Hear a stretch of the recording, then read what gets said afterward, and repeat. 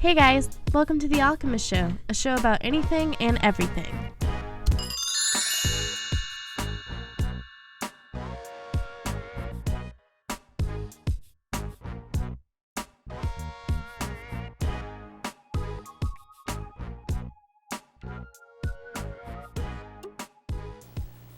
Hello, and welcome to the Alchemist Show.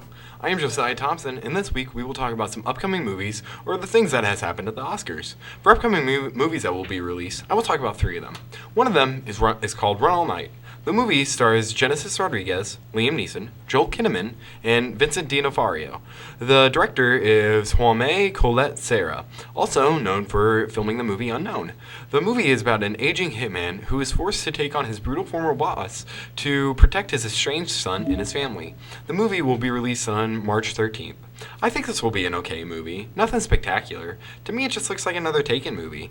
It just kind of looks like another movie where Liam Neeson's always fighting another guy and doing the same action style. It's kind of just getting a little old. I could probably wait for this one to come out on DVD. The next movie is called The Riot Club. It stars Sam Claflin, Max Irons, Douglas Booth, and Jessica Brow Findlay. It is directed by Lone Scherfig. The movie is about 2 first-year students at Oxford University who join the infamous Riot Club, where reputations can be made or destroyed over the course of a single evening. It will be released on March 27th. Me personally, this movie looks kind of intriguing. More of it will be how everything plays out and how it will end and stuff like that. I think it will be an interesting movie, though, if it's done right.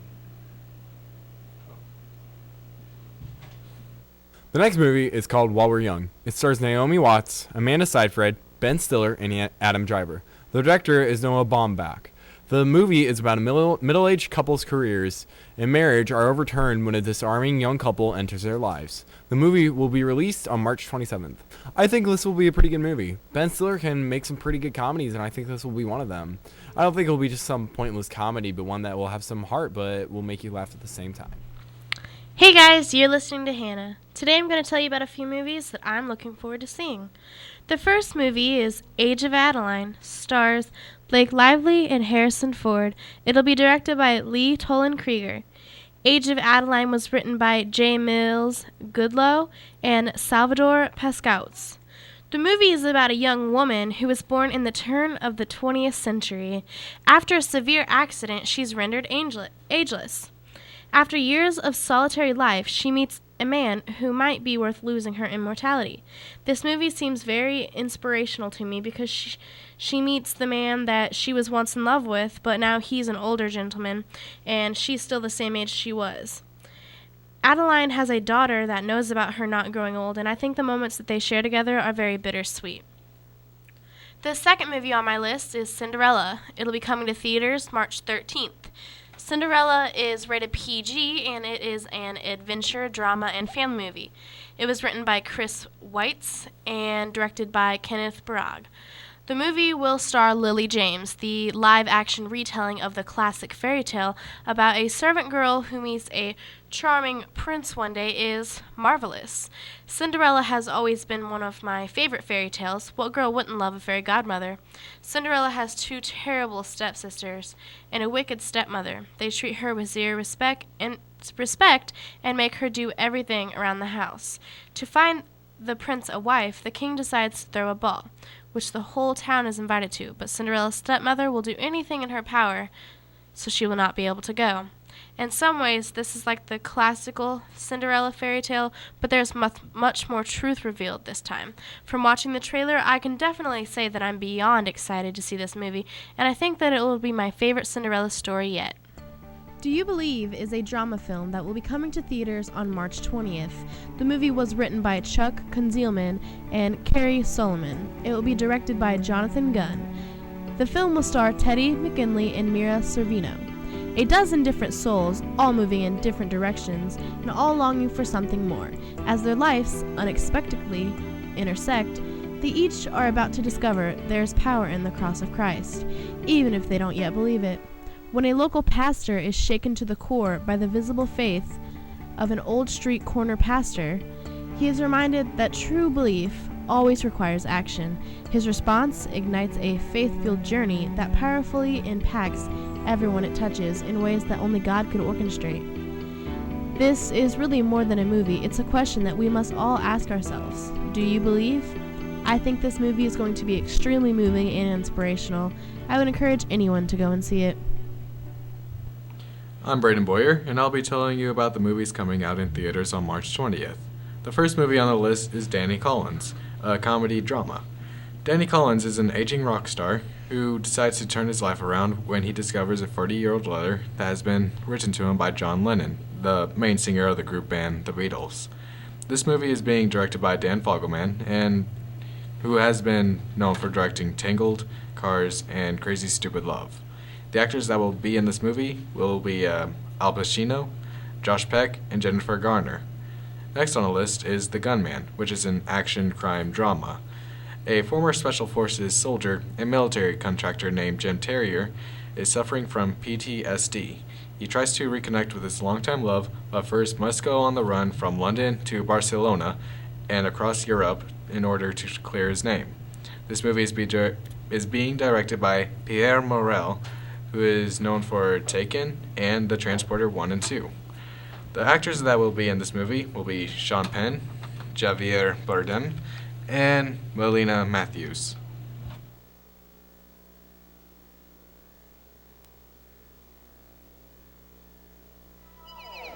Following the movie Divergent comes the sequel Insurgent. Beatrice Pryor must confront her inner demons and continue her fight against a powerful alliance which threatens to tear her society apart with the help from others on her side. This adventure sci-fi thriller is being directed by Robert Schwentke, who's known for directing R.I.P.D., Fight Plan, and The Time Traveler's Wife. The actors that will be in Divergent will be none other than Shailene Woodley, Miles Teller, and Kate Winslet. I hope you'll enjoy these movies that'll be coming out, so here I say to you, fellow viewers, happy watching. This is Dizzy J on the Alchemist Show. Today, I'm going to talk to you about two upcoming comedies, Get Hard and Unfinished Business.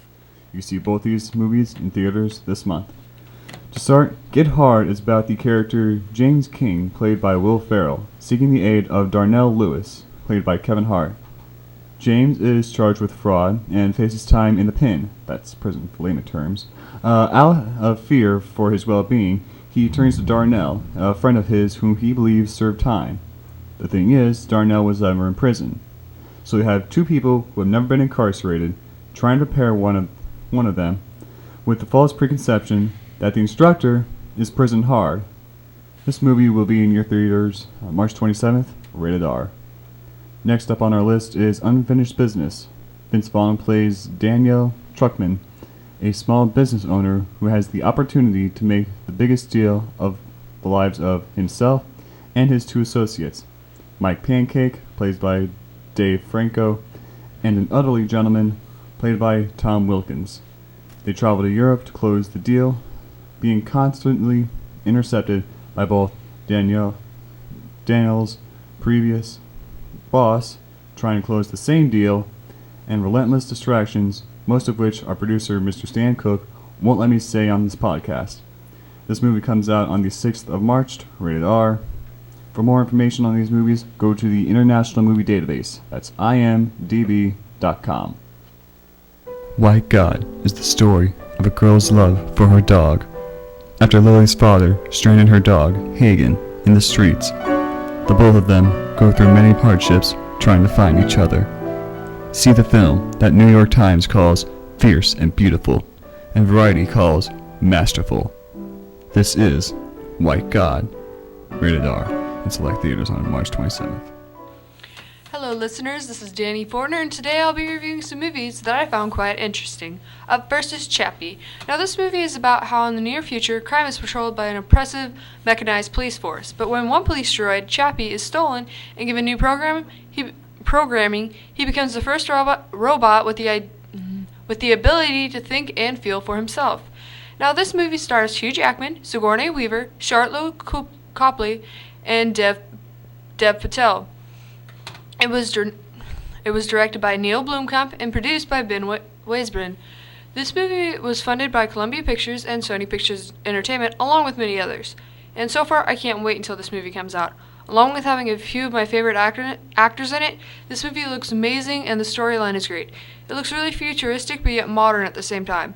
It feels like this could happen to us in just a few years, especially when we have the technology to where if we want, we can make robots. So, yep, this is a movie I could I could watch over and over again, mainly due to the sci-fi aspect, but also for the action. So be prepared for this movie when it comes out on March 6th.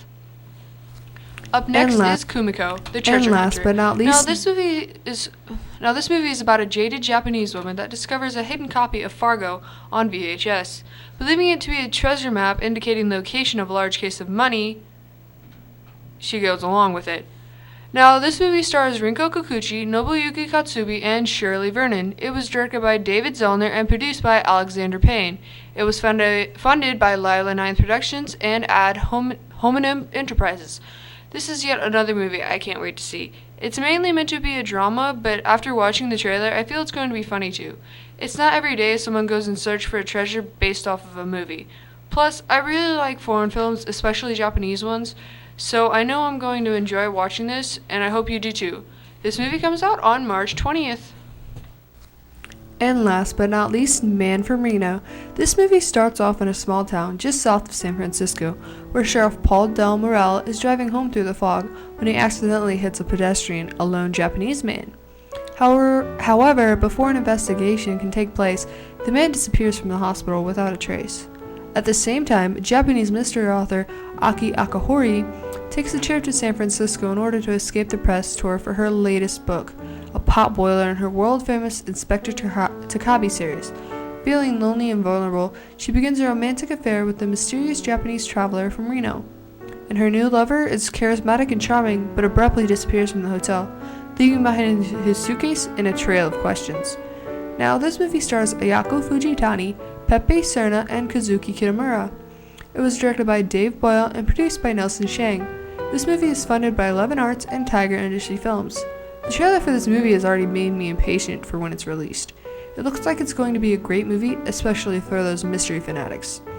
Throughout the whole movie, you're going to be wondering who this guy actually is and what he wants or wanted. I recommend this movie to anyone who's crazy about anything like Criminal Minds, NCIS, or anything like that. So I hope you're ready for when this movie hits theaters on March 20th. Hey guys, Harley Taylor here, and today I'm going to be talking about the Oscars from this past weekend. Up first, for Best Picture at the Oscars, Birdman took the prize. It was a very interesting film, both story and production-wise. Aside from a few shots near the beginning and end, Birdman appears to be filmed in a single shot, an idea the director had since the film's conception. This required a unique production approach with many items in post-production needing to be considered before principal photography.